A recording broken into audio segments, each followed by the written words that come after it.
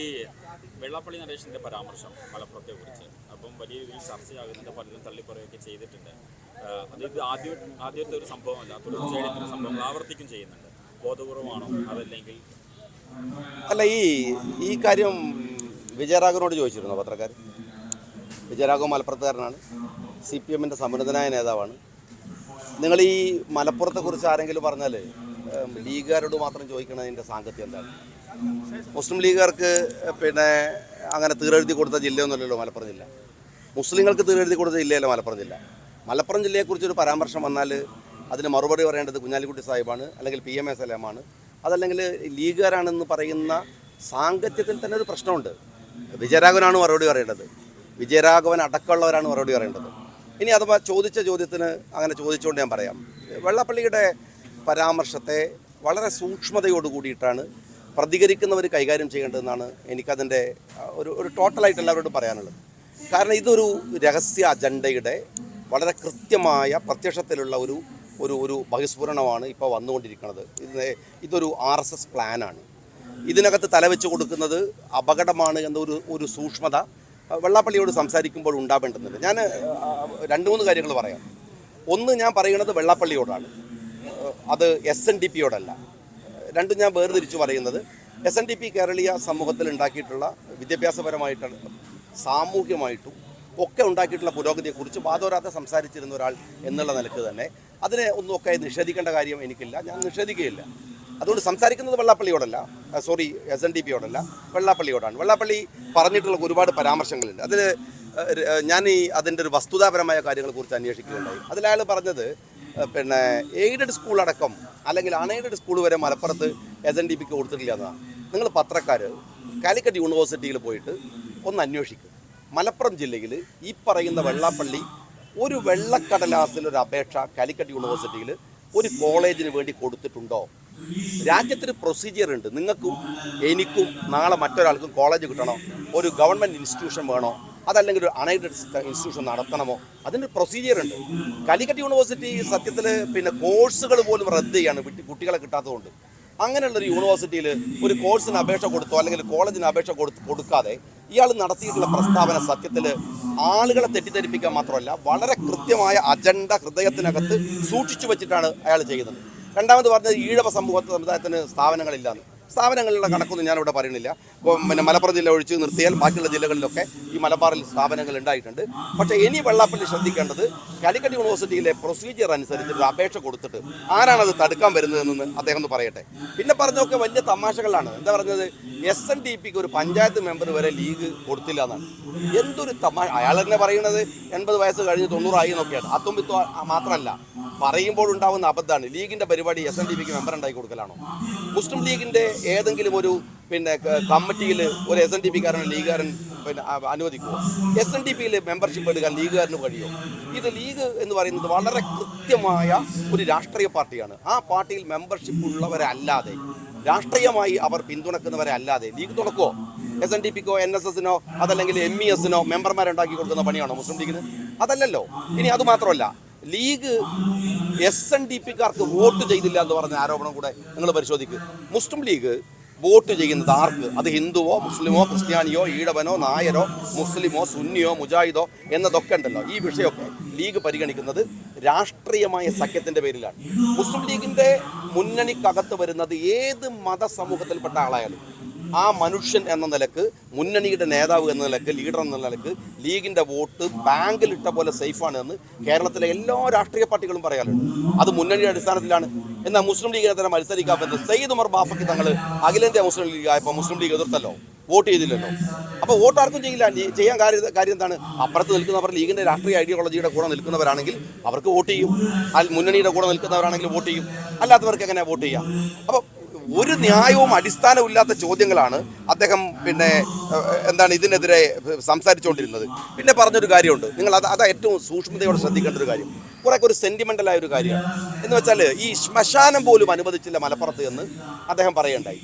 നിങ്ങൾ മനസ്സിലാക്കേണ്ടത്, ഇവിടെ ഓരോ സമുദായത്തിനും ശ്മശാനങ്ങളുണ്ട്. ഇപ്പോൾ ഒരു മുസ്ലിമിൻ്റെ മയ്യത്ത് കബറടക്കാൻ അവർ ഖബർസ്ഥാൻ തിരഞ്ഞെടുക്കുന്നത് പഞ്ചായത്ത് ഖബർസ്ഥാനല്ല, ഗവൺമെൻറ് കൊടുക്കുന്ന ഭൂമിയല്ല, മുസ്ലിം പ്രമാണിമാർ വഖഫ് ചെയ്യുന്ന ഭൂമിയിലാണ് ഖബർസ്ഥാൻ ഉണ്ടാവുന്നത്. ഇനി മറ്റൊരു കാര്യം ഞാൻ പറയാം. ഈ ഈഴവ സമുദായത്തിനകത്ത് ഒരാൾ മരിച്ചാൽ അയാളുടെ മയ്യത്ത് കബറടക്കണമെങ്കിൽ അദ്ദേഹത്തെ അവിടെ അങ്ങനെ ഒരു എന്താണ് ഒരു ശ്മശാനം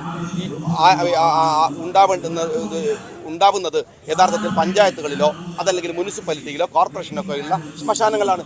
അല്ലാത്തവർ അവരുടെ വളപ്പുകളിൽ തന്നെ അതിനെ മയ്യത്ത് കബറടക്കുകയാണ് ചെയ്യാറുള്ളത്. മലപ്പുറം ജില്ലയിലെ എല്ലാ മുനിസിപ്പാലിറ്റിയിലും എല്ലാ പഞ്ചായത്തുകളിലും പൊതുശ്മശാനമുണ്ട്. ഇല്ല എന്ന് വെള്ളാപ്പള്ളി പറയട്ടെ. ഇനി ഏതെങ്കിലും ഒരിടത്ത് ഒരു മയ്യത്ത് കബറടക്കാൻ അവിടുത്തെ ലീഗെന്നല്ല വിട്ടേക്ക്, മലപ്പുറത്തിലെ ഏതെങ്കിലും ഒരു മനുഷ്യൻ എതിര് നിന്നിട്ടുണ്ടെങ്കിൽ അത് വെള്ളാപ്പള്ളിയുടെ പ്രശ്നമല്ല, ലീഗിൻ്റെ പ്രശ്നമല്ല, മലപ്പുറത്തിൻ്റെ മാത്രം പ്രശ്നമല്ല, ഈ രാജ്യത്തിൻ്റെ പ്രശ്നമാണ്. നമുക്കത് നോക്കാം. സ്പെസിഫിക് ആയിട്ട് വെള്ളാപ്പള്ളി പറയട്ടെ.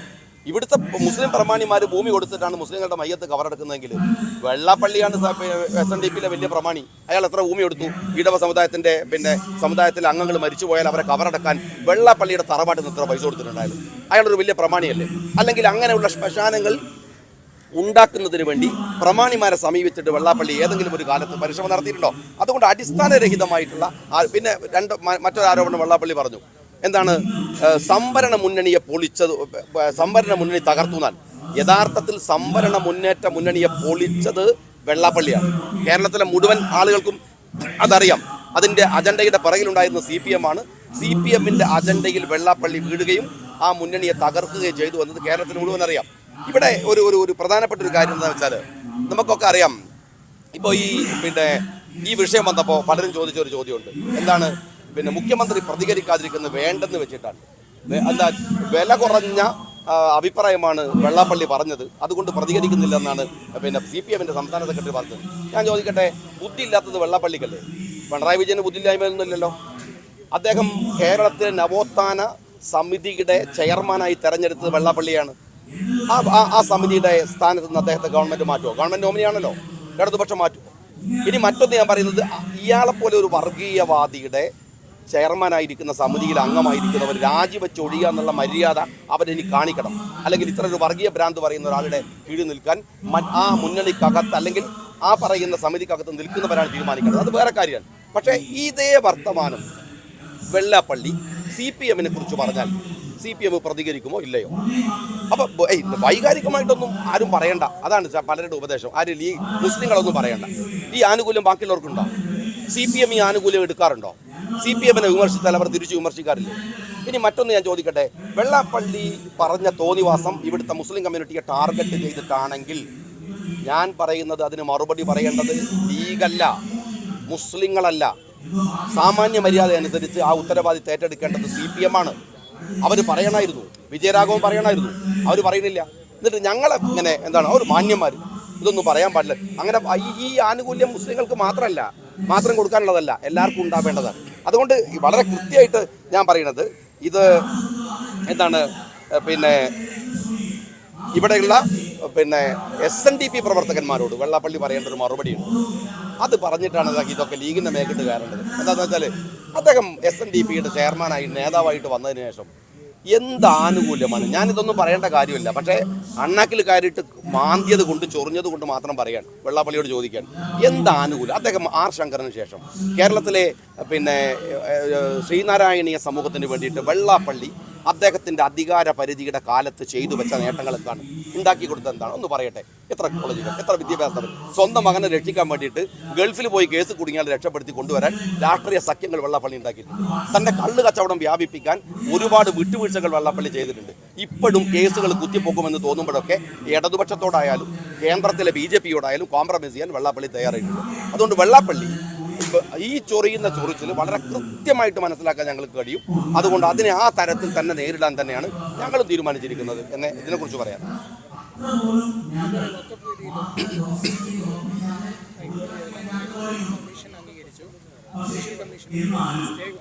അല്ല, അത് ഈ വിഷയത്തിൽ ഞാൻ പ്രതികരിക്കുന്നില്ല. വേറെ മാറ്ററിലേക്ക് പറയുന്നത് ഇതുമായി ബന്ധപ്പെട്ടെന്ന് പറയാനുണ്ട്. ഇല്ല,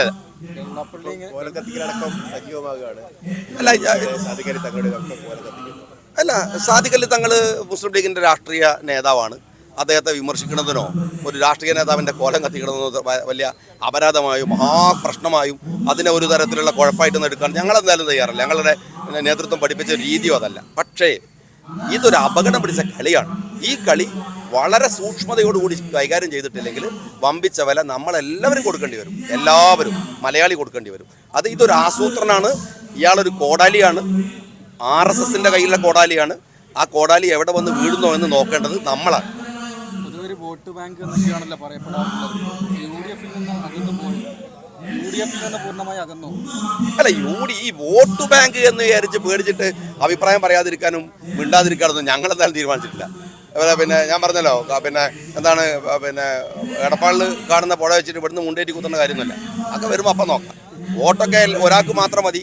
വോട്ട് കിട്ടിയാലേ ജീവിക്കാൻ പറ്റുള്ളൂ, അധികാരം ഇല്ലെങ്കിൽ നിൽക്കാൻ പറ്റില്ല എന്നൊക്കെ വേജാറുള്ള ആളുകൾ നോക്കിക്കോട്ടെ. ഞങ്ങളുടെ സംവിധാനം വലിയ വിഷയമൊന്നുമല്ല. ഇത്തരം വിവാദപരമായ പ്രസ്ഥാനങ്ങൾ പലപ്പോഴും വെള്ളാപ്പള്ളിയുടെ ഭാഗത്തുണ്ടായിട്ടുണ്ട്. പിന്നീട് അത് അങ്ങനെയല്ല പറഞ്ഞതെന്ന് പറഞ്ഞ് തിരികെ പോവുകയും ചെയ്തത് സ്വാഭാവികമാണ്. വെള്ളാപ്പള്ളി ഒരു നല്ല ഡീലറാണ്. അയാൾ ഇപ്പോഴത്തെ കച്ചവടം BJPയുടെ പുതിയ സംസ്ഥാന അധ്യക്ഷൻ രാജീവ് ചന്ദ്രശേഖരുമായിട്ട് അദ്ദേഹം ഉണ്ടാക്കിയ ഡീലിൻ്റെ ഭാഗമാണ്. RSS ഏൽപ്പിച്ച ഒരു ഏജൻസി വർക്കാണിത്. ആ വർക്ക് വളരെ കൃത്യമായിട്ട് BJPയുടെ പുതിയ സംസ്ഥാന പ്രസിഡന്റ് വെള്ളാപ്പള്ളിയെ കണ്ടു. വെള്ളാപ്പള്ളി വയ്യാഞ്ഞിട്ട് മലപ്പുറത്ത് തന്നെ വന്നു. വളരെ കൃത്യമായി കുത്തേണ്ടത് കുത്തി, പറയേണ്ടത് പറഞ്ഞു. ഇനി തിരിച്ചങ്ങോട്ടുള്ളതല്ലേ. ഞങ്ങളുടെ ഭാഗത്ത് നിന്ന് ഏതായാലും ഞങ്ങൾക്ക് അത്തരം വിവരക്കേടുകളില്ലാത്തതുകൊണ്ട് ആ തരത്തിലല്ല. അതിൻ്റെ രാഷ്ട്രീയമായിട്ടും ജനകീയ പ്രതിരോധത്തോടെയും അതിനെ എതിർക്കാനുള്ള കപ്പാസിറ്റി ഞങ്ങൾക്കുണ്ട്. ഈ നാട്ടിൽ ജനസമൂഹം വെറും കയ്യും കെട്ടി നോക്കുന്നവരല്ല. അവരിവിടുത്തെ മുസ്ലിങ്ങളെ മാത്രമോ ഇവിടെ വഖഫ് ബില്ല് നിങ്ങൾ കണ്ടില്ലേ? കേരളത്തിൽ ഇന്ത്യയിൽ കാണിച്ചിട്ടുള്ള ഈ വഖഫ് ബില്ലിൻ്റെ ഒരു മര്യാദ എന്താണ്? ഇവിടെ മതത്തിനതീതമായി, രാഷ്ട്രീയത്തിനതീതമായി മനുഷ്യൻ എന്ന് പറയുന്ന ഒരു കാഴ്ചപ്പാട് ഉയർത്തിപ്പിടിക്കുന്ന കേരളത്തിലെ ഏറ്റവും മികച്ച സ്റ്റേറ്റുകളിലൊന്ന് കേരളമാണ്. അതുകൊണ്ട് അശേഷം ഭയമില്ലാതെ തന്നെ ഈ വെള്ളാപ്പള്ളിയുടെ ഈ വിഷത്തെയും മറികടക്കാൻ മലയാളിക്ക് കഴിയും. വെള്ളാപ്പള്ളിക്ക് മറുപടി പറയേണ്ടതില്ല, അവഗണിച്ച് കളയാമെന്നാണ് PK കുഞ്ഞാലിക്കുട്ടി അടക്കമുള്ളവർ പറഞ്ഞത്. അവഗണിക്കാൻ തന്നെയാണോ ലീഗ് തീരുമാനം? അല്ല, ഞാൻ പറഞ്ഞല്ലോ, അദ്ദേഹത്തിനെതിരെ പറയുന്ന ഏത് വാക്കുകൾക്കും സൂക്ഷ്മത ആവശ്യമുണ്ടെന്നാണ് ഞങ്ങൾ വിചാരിക്കുന്നത്. അങ്ങനെ തന്നെയാണ്, സൂക്ഷ്മതയോടുകൂടി ഞങ്ങൾ പറയുമെന്ന് വിചാരിക്കുന്നുണ്ട്. അങ്ങനെ പറയുള്ളൂ എന്ന് ഞങ്ങൾ ഉറപ്പിച്ചിട്ടുണ്ട്.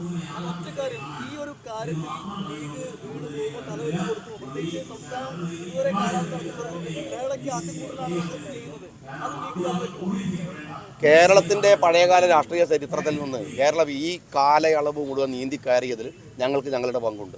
ഞങ്ങളെടുക്കുന്ന സമീപനങ്ങളുടെ പങ്കുണ്ട്, ഞങ്ങളെടുക്കുന്ന നിലപാടുകളുടെ പങ്കുണ്ട്. ഇവിടെ വെള്ളാപ്പള്ളി പറഞ്ഞല്ലോ, ലീഗ് മുസ്ലിങ്ങളെയും കൊന്നുകളയുന്നൊക്കെ. മുസ്ലിം ലീഗുകാർ ആരെയും തൊടാത്ത, ഒന്ന് കൊല്ലുക വരെ ചെയ്യാത്ത മഹാമനീഷികളെന്നൊന്നും ഞങ്ങൾ പറഞ്ഞിട്ടില്ല. പക്ഷെ ലീഗ് ആസൂത്രണം ചെയ്തിട്ട് ഒരു കലാപമോ ഒരു കൊലപാതകമോ അതിനുവേണ്ടി ലീഗിൻ്റെ പാർട്ടി ഓഫീസോ ലീഗ് നേതാവിൻ്റെ തലയോ ഞങ്ങൾ വിനിയോഗിക്കില്ല. ഒരു ഇൻസിഡൻറ്റ് എവിടെയെങ്കിലും ഉണ്ടായതെന്ന് ലീഗാരില്ലെന്ന് ഞങ്ങൾ പറയില്ല. പക്ഷേ ഞങ്ങൾ സൂക്ഷ്മതയോടുകൂടിയാണ് കേരളത്തിലെ കഴിഞ്ഞകാല രാഷ്ട്രീയത്തിൽ ഇടപെട്ടത്. ഇനി അങ്ങനെ തന്നെ ആയിരിക്കും. വെള്ളാപ്പള്ളിയേക്കാൾ മൂത്ത വിഷം, കാളകൂട വിഷം കേരളത്തിൽ വന്നിട്ട് കേരളത്തിലൊരു ചുക്ക് സംഭവിച്ചിട്ടില്ല. അവിടെ ഞങ്ങളുണ്ടാവും ജാഗ്രതയോടെ.